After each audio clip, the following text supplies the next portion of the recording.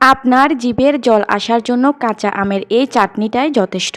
কারণ এটা শুধু চাটনি না, এটা হলো অমৃত। একবার বানিয়ে খেলে সারা জীবনেও এই চাটনির স্বাদ ভুলতে পারবেন না। হ্যালো এভরিওয়ান, আসসালামু আলাইকুম। আজকে আমি আপনাদেরকে কাঁচা আম দিয়ে টক ঝাল মিষ্টি খুবই মজার একটা চাটনির রেসিপি করে দেখাবো। কাঁচা আমের এই ভরপুর সিজনে কোনো রকম রোদের ঝামেলা ছাড়াই এই চাটনি আচারটা আপনারা বানিয়ে নিন। আশা করছি বরাবরের মতোই আমার আজকের এই কাঁচা আম দিয়ে তৈরি চাটনি আচারের রেসিপিটা আপনাদের সবার কাছে বেশ ভালো লাগবে। ভালো লাগলে কিন্তু ভিডিওতে অবশ্যই একটা লাইক দিয়ে দিবেন। তবে চলুন এবার তাহলে আর দেরি না করে কাঁচা আমের এই চাটনি আচারটা বানানো শুরু করি। কাঁচা আমের চাটনি বানানোর জন্য আমি এখানে নিয়ে নিয়েছি প্রায় 1 কেজি পরিমাণ কাঁচা আম। এবারে আমি এই আমগুলোকে অফ ক্যামেরায় ভালোভাবে পানির সাহায্যে ধুয়ে নিয়ে তারপরে টুকরো টুকরো করে কেটে নিব। দেখতেই পাচ্ছেন এখানে আমি আমগুলোকে ভালোভাবে খোসা ছাড়িয়ে নিয়ে এরকম টুকরো টুকরো করে কেটে নিয়েছি। আর আমার এই কাঁচা আমগুলো একটু কালার ধরে গিয়েছিল, তবে তাতেও কোনো সমস্যা নেই। এই রং ধরে যাওয়া আমগুলো দিয়েও একেবারে পারফেক্টভাবে এই আচারটা বানানো যাবে। এবারে চুলায় একটা প্যান বসিয়ে দিয়েছি। এখন এই প্যানের মধ্যে দিয়ে দিচ্ছি মেজারমেন্ট কাপের হাফ কাপ পরিমাণ সরিষার তেল। সরিষার তেলটা গরম হয়ে এলে এর মধ্যে আমি দিয়ে দিব 1 চা চামচ পরিমাণ গোটা 5 ফোড়ন। এখন দিয়ে দিব 3টা গোটা শুকনো মরিচ। শুকনো মরিচ আর 5 ফোড়নটাকে এবারে এই তেলের মধ্যে নেড়েচেড়ে কয়েক সেকেন্ড একটু ভেজে নিব। এগুলোকে ভেজে নেওয়া হয়ে গেলে এখন আমি দিয়ে দিব আগে থেকে কেটে রাখা সবগুলো আমের টুকরো। নেড়েচেড়ে আমগুলোকে তেলের সঙ্গে ভালোভাবে মিশিয়ে নিব। এই পর্যায়ে চুলার হিটটাকে মিডিয়াম টু লো হিটে রেখে এই আমগুলোকে এই তেলের মধ্যে 1.5 থেকে 2 মিনিটের মতো একটু সময় নিয়ে ভেজে নিতে হবে। তো আমগুলোকে তেলের মধ্যে কিছুক্ষণ ভেজে নেওয়া হয়ে গেলে এখন আমি এখানে দিয়ে দিব 1 চা চামচ পরিমাণ লাল মরিচের গুঁড়া, দিয়ে দিব হাফ চা চামচ পরিমাণ হলুদের গুঁড়া, দিয়ে দিব 1 চা চামচ পরিমাণ লবণ। এবারে এই মশলাগুলোকে একটু নেড়েচেড়ে মিশিয়ে নিব। মশলাগুলোকে নেড়েচেড়ে মিশিয়ে নেওয়া হয়ে গেলে এবারে এখানে আমি দিয়ে দিলাম হাফ কাপ পরিমাণ চিনি। তবে আপনারা চাইলে এখানে চিনির পরিবর্তে গুড়টাও দিতে পারবেন। এবারে চিনিটাকেও আমি নেড়েচেড়ে আমের সঙ্গে ভালোভাবে মিশিয়ে নিচ্ছি। তো নেড়েচেড়ে মিশিয়ে নেওয়ার পর এবার আমি একটা ঢাকনা দিয়ে ঢেকে দিব।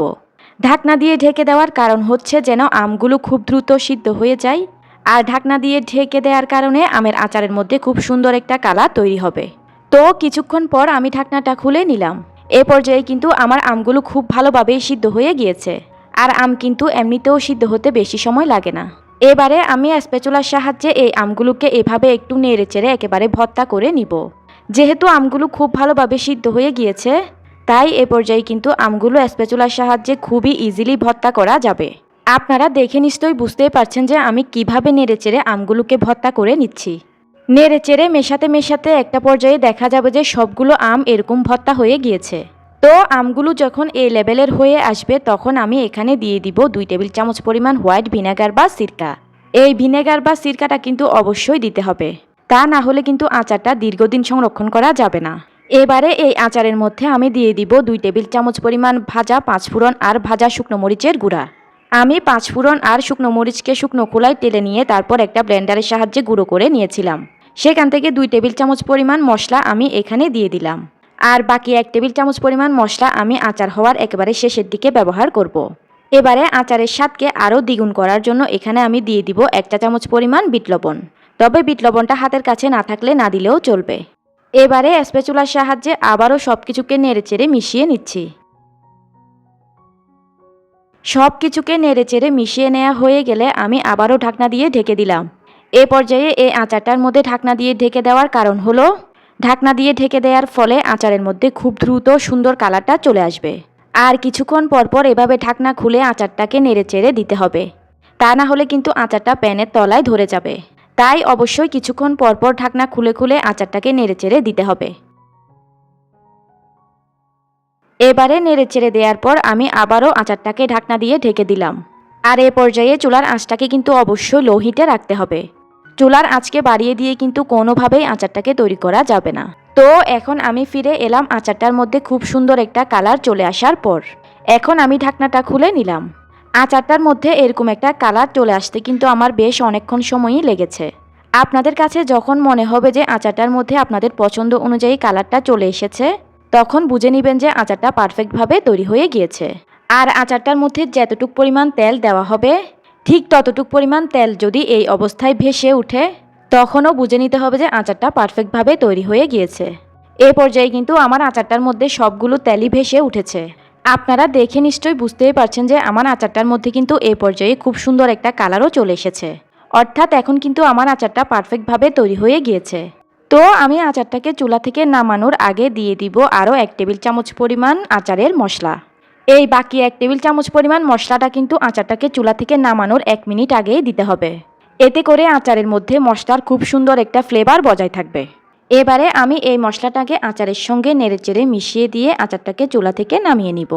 তো ভিউয়ার্স, দেখতে তো পেলেন খুবই সহজেই কিন্তু তৈরি করে নিলাম একেবারে সবার জিভে জল আনা টকঝাল মিষ্টি কাঁচা আমের চাটনি আচার। এই আচারটাকে আপনারা ভালোভাবে ঠান্ডা করে নিয়ে তারপর একটা কাঁচের বয়ামে ভরে রেখে দিলে আচারটাকে বাহিরে রেখে প্রায় 1 বছর সময় পর্যন্ত খাওয়া যাবে। আচারটাকে নর্মাল ফ্রিজে রাখারও কোনো দরকার নেই। ভীষণ লোভনীয় কাঁচা আমের টকঝাল মিষ্টি এই চাটনি আচারটা খিচুড়ি, সাদা ভাত, পোলাও সব কিছুর সঙ্গেই বেশ জমে যায়। আপনারা এই আচারটাকে এভাবে একবার বানালে এই আচারটার জন্য একেবারে পাগল হয়ে যাবেন। আচারটা খেতে ঠিক এতটাই মজার। তো ভিউয়ার্স, আমি আশা করছি আমার আজকের এই সহজভাবে তৈরি কাঁচা আমের টকঝাল মিষ্টি চাটনি আচারের রেসিপিটা আপনাদের সবার কাছে বেশ ভালো লেগেছে। ভালো লেগে থাকলে কিন্তু ভিডিওতে অবশ্যই একটা লাইক দিয়ে দিবেন। ভিডিওটি আপনাদের ফ্রেন্ডস অ্যান্ড ফ্যামিলির মাঝে বেশি বেশি শেয়ার করে দিবেন। এতক্ষণ সঙ্গে থাকার জন্য সবাইকে অসংখ্য ধন্যবাদ জানিয়ে আমি তাহলে আজকে এখানেই বিদায় নিয়ে নিচ্ছি। আল্লাহ হাফেজ।